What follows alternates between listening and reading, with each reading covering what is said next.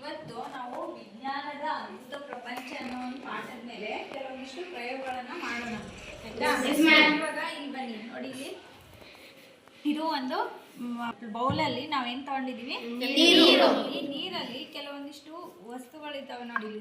ಈ ಪ್ಲಾಸ್ಟಿಕ್ ವಸ್ತು, ಕಲ್ಲು, ಮತ್ತಿದೇನು ಕಡ್ಡಿ, ಎಲೆ, ಆಮೇಲೆ ಆಮೇಲೆ ಪೇಪರು, ಕಾಯಿ, ಚಾಕ್ಪೀಸು, ಇವೆಲ್ಲ ವಸ್ತುಗಳನ್ನ ತಗೊಂಡು ಇಲ್ಲೆಲ್ಲ ಒಂದೊಂದಾಗೆ ಹಾಕೋಣ. ಇದ್ರಲ್ಲಿ ಯಾವ ವಸ್ತುಗಳು ಮುಳುಗುತ್ತೆ, ಯಾವ ವಸ್ತುಗಳು ತೇಲುತ್ತೆ ಅನ್ನೋದು ನೋಡೋಣ.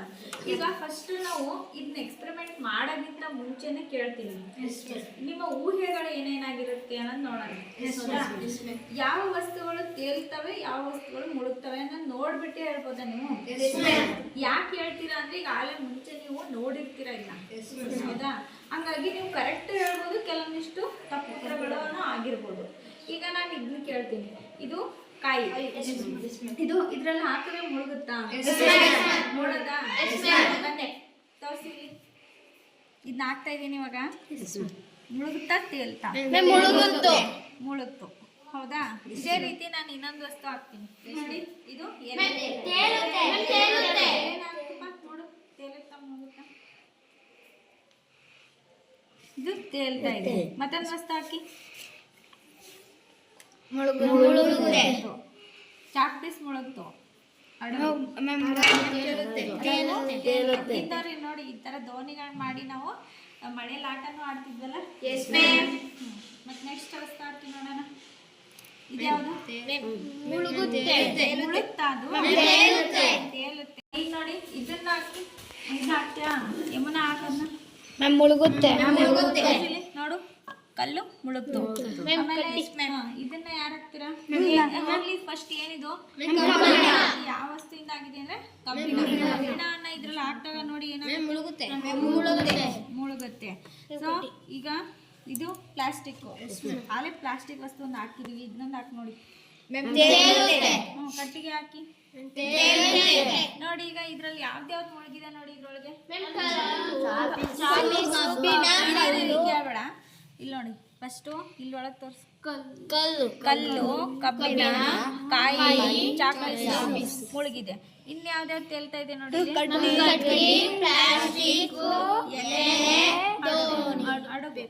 ಪೇಪರ್, ಅಡುಗು ಅಂದ್ರೆ ಇದು ಕಾಗದದಿಂದ ಆಗಿರೋದು, ಹೌದಾ? ಹಾಳೆ, ಹೌದಾ? ಈಗ ಈ ವಸ್ತುಗಳು ತೇಲಲು ಕಾರಣವೇನು? ಅದೇ ಇಂಪಾರ್ಟೆಂಟ್ ಇಲ್ಲಿ ಟಾಪಿಕ್. ಏನ್ ಕಾರಣ ಅಂತಂದ್ರೆ, ಈಗ ನೀರಿನ ಸಾಂದ್ರತೆ ಮತ್ತು ವಸ್ತುಗಳ ಸಾಂದ್ರತೆ, ಹೌದಾ? ಈಗ ಇವನು ಆಯಸ್ ನಾನು ಹೇಳಕ್ಕಿಂತ ಮುಂಚೆನೆ ಸಾಂದ್ರತೆ ಅಂತ ಹೇಳ್ದ. ವಾಟ್ ಈಸ್ ಸಾಂದ್ರತೆ? ಸಾಂದ್ರತೆ ಅಂದ್ರೆ ಏನು ಫಸ್ಟ್ ಗೊತ್ತಾಗಬೇಕು. ಸಾಂದ್ರತೆ ಅಂದ್ರೆ ಪ್ರತಿಯೊಂದು ವಸ್ತುವು ಒಂದು ವಿಭಿನ್ನವಾದಂಥ ಸಾಂದ್ರತೆಯನ್ನ ಹೊಂದಿರುತ್ತೆ. ಅದರಲ್ಲಿ ಯಾವ ವಸ್ತು ಬೇರೆ ವಸ್ತುವಿಗಿಂತ ಸಾಂದ್ರತೆ ಕಡಿಮೆ ಆಗಿರುತ್ತೋ ಆ ವಸ್ತು ತೇಲುತ್ತೆ ನೀರಲ್ಲಿ. ಫಾರ್ ಎಕ್ಸಾಂಪಲ್ ಈಗ ನೋಡಿ, ನೀರಿನ ಸಾಂದ್ರತೆ, ಈ ಯಾವ್ಯಾವ ವಸ್ತುಗಳು ತೇಲ್ತಾ ಇದಾವೆ ನೋಡಿ, ಈ ಎಲ್ಲ ವಸ್ತುಗಳ ಸಾಂದ್ರತೆ ನೀರಿನ ಸಾಂದ್ರತೆಗಿಂತ ಕಡಿಮೆ ಇರುತ್ತೆ, ಹೌದಾ? ಹಾಗಾಗಿ ಅವು ಏನಾಗ್ತವೆ? ತೇಲುತ್ತೆ. ಅದೇ ಯಾವ ವಸ್ತುವಿನ ಸಾಂದ್ರತೆ ನೀರಿನ ಸಾಂದ್ರತೆಗಿಂತ ಹೆಚ್ಚಾಗಿರುತ್ತೋ ಆ ವಸ್ತುಗಳು ಏನಾಗ್ತಾವಪ್ಪ? ನೀರಲ್ಲಿ ಮುಳುಗುತ್ತೆ. ಗೊತ್ತಾಯ್ತಾ? ಈಗ ಇದೇ ರೀತಿಯಾದಂತ ಒಂದು ಎಕ್ಸ್ಪೆರಿಮೆಂಟ್ ನಾವು ಸೈನ್ಸ್ ಡೇ ದಿವಸ ಮಾಡಿದ್ವಿ ನೋಡಿ. ಸಾನ್ವಿಕ ಮಾಡಿದ್ಲಲ್ಲ, ಸಾನ್ವಿಕ ಏನಂದ್ರೆ 2 ಗ್ಲಾಸಲ್ಲಿ ನೀರು ತಗೊಂಡು 1 ಗ್ಲಾಸಲ್ಲಿ ಉಪ್ಪು ಹಾಕಿ, ಇನ್ನೊಂದು ಗ್ಲಾಸಲ್ಲಿ ಉಪ್ಪು ಹಾಕ್ತಿರೋ ನೀರು ತಗೊಂಡು ಮೊಟ್ಟೆನ ಹಾಕಿದಾಗ ಮೊಟ್ಟೆ ಯಾವ್ದ್ರಲ್ಲಿ ಮುಳುಗುತ್ತೆ? ಉಪ್ಪು ಹಾಕ್ತಿರೋ ನೀರಲ್ಲಿ ಏನಾಯ್ತು? ಮುಳುಗುತ್ತೆ. ಅದೇ ಉಪ್ಪು ಹಾಕಿರೋ ನೀರಲ್ಲಿ ಯಾಕಂಗೆ ಅಂದ್ರೆ ಉಪ್ಪು ಹಾಕದೇ ಇರೋ ನೀರು ಸಾಂದ್ರತೆ ಮೊಟ್ಟೆಗಿಂತ ಜಾಸ್ತಿ ಇರಲ್ಲ, ಕಡಿಮೆ ಇರುತ್ತೆ, ಹೌದಾ? ಹಾಗಾಗಿ ಮೊಟ್ಟೆಯ ಸಾಂದ್ರತೆ ನೀರಿನ ಸಾಂದ್ರತೆಗಿಂತ ಹೆಚ್ಚಾಗಿದೆ, ಮೊಟ್ಟೆ ಮುಳುಗುತ್ತೆ.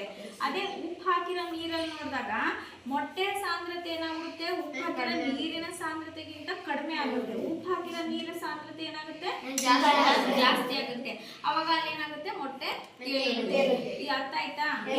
ವಸ್ತುಗಳು ಇಲ್ಲಿ ನಾವು ಒಂದ್ ರೀತಿಯಿಂದ ಬೇರ್ಪಡಿಸಿದ್ವಿ. ವಸ್ತುಗಳನ್ನ ಬೇರ್ಪಡಿಸೋದು ಅನ್ನೋದನ್ನ ಕಲ್ತ್ಕೊಂಡ್ವಿ. ಹೆಂಗಂದ್ರೆ ತೇಲುವ ವಸ್ತುಗಳು, ಹೆಚ್ಚು ನೀರಿನಗಿಂತ ಹೆಚ್ಚಿನ ಸಾಂದ್ರತೆ ಹೊಂದಿರುವು, ನೀರಿನಗಿಂತ ಕಡಿಮೆ ಸಾಂದ್ರತೆಯನ್ನು ಹೊಂದಿರುವಂತವು. ಆಮೇಲೆ ಇನ್ನೊಂದು ಪ್ರಯೋಗದ ವಿಧಾನವನ್ನ ಕಲ್ತ್ವಿ.